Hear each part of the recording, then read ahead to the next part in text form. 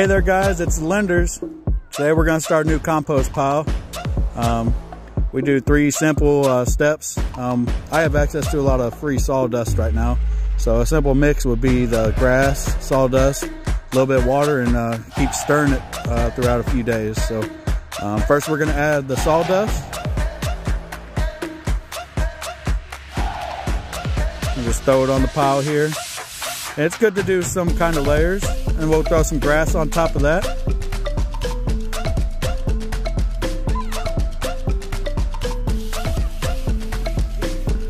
And go ahead and put some more sawdust on top of that.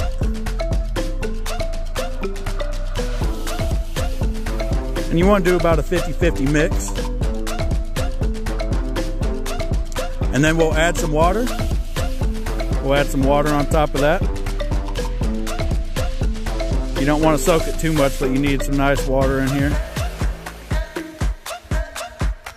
And then we'll go ahead and stir it. And we'll go be doing this the next few days. We'll add some food scraps as well inside of it. Yeah, here's a simple way to make some compost.